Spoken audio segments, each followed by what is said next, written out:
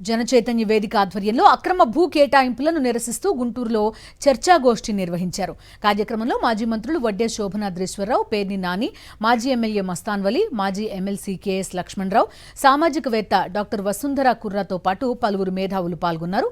ప్రజల ఆస్తులకు ధర్మకర్తగా ఉండాల్సిన ప్రభుత్వం ఇష్టారీతిన భూములు పంచిపెట్టడం సరికాదన్నారు వడ్డే శోభనాద్రీశ్వరరావు. చంద్రబాబు ప్రభుత్వం 99 పైసలకే కోట్లు విలువ చేసే భూమి బడాబాబులకు కట్టబెట్టడంతో పాటు దేవుళ్ల భూములను వదలడం లేదన్నారు. సోలార్ ప్లాంట్ల పేరుతో అత్యంత సారవంతమైన భూములను బడాబాబులకు కట్టబెట్టడం దారుణమన్నారు సామాజికవేత్త వసుంధర. ప్రభుత్వం రైతుల నుంచి బలవంతంగా భూములు లాక్కోవడం సరికాదన్నారు.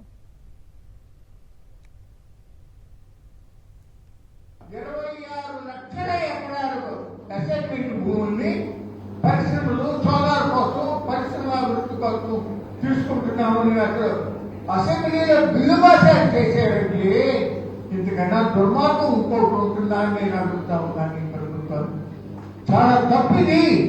ఈ విధంగా పేదవాళ్ళ నోళ్ళు కొట్టే పక్క కొట్టే పక్క మీకు ఎక్కడిది అది ఎలక్షన్ మేనిఫెస్టోలో పెట్టండి, ప్రజాభిప్రాయం తీసుకోండి, ప్రజల ఓటింగ్ తీసుకోండి. చాలా పొరపాటు చేస్తున్నారు. ఇవాళ ఆ విధంగా పంచడానికి వీల్లేదు. ప్రభుత్వం అనేది ప్రజల తరఫున ఒక ధర్మకర్త మాత్రమే. ప్రభుత్వ ఆస్తులకి ప్రైవేట్ వ్యక్తులు తాము ఇష్టం వచ్చినట్టుగా దారాగతం చేయడానికి ప్రభుత్వానికి అధికారం లేదు అని చెప్పి అనేక స్టేట్మెంట్లు ఉన్నాయి. బీచ్ రోడ్ లో హార్బర్ పార్క్ స్థలాన్ని సుమారుగా 13 ఎకరాల చెరువు ఎంత ఉంది, దాన్ని దూడుకి ఇచ్చారు. దాన్ని వెనక్కి తీసుకోవాలి. ఎలా ఇచ్చారు? దూడుకి ఎంత దారుణంగా ఇచ్చారంటే అంత దారుణంగా ఇచ్చారు. ఆయనేమో గుజరాత్ లో అహ్మదాబాద్ మున్సిపల్ కార్పొరేషన్ ఒక భూమిని వేలం పెడితే గజం 65,000 చిల్లరకి, అంటే చదరపు మీటరు 78,000 రూపాయలకి ఆక్షన్ లో కొంటాడు. 78,000 చదరపు మీటర్ ఆక్షన్ లో కొని అక్కడ కాంప్లెక్స్ మాల్ కడతాడు. ఇక్కడ మాత్రం విశాఖపట్నంలో మాత్రం మనం ఎన్ని ఉద్యోగాలు వస్తాయి అంటే ఎన్నో ఉద్యోగాలు చెప్తారా? ఏ ఉద్యోగాలు ఎవరికి ఇస్తారో చెప్పరు. వాళ్ళు దేవుళ్ళ ఆస్తి, అల్లా ఆస్తి, వెంకటేశ్వర స్వామి ఆస్తి, శివుడు ఆస్తి, అమ్మవారి ఆస్తి, విష్ణుమూర్తి ఆస్తి, దేవుళ్ళ ఆస్తుల మీద వాళ్ళు పాల్గొని కనేశారు. అంటే జనమాస్తితో ఆగకుండా దేవుళ్ళ వక్ఫ్ ఆస్తులన్నీ కూడా అల్లా పేరు మీద ఉన్నటువంటి ప్రతి ఆస్తిని 99 ఏళ్ళకి లీజు.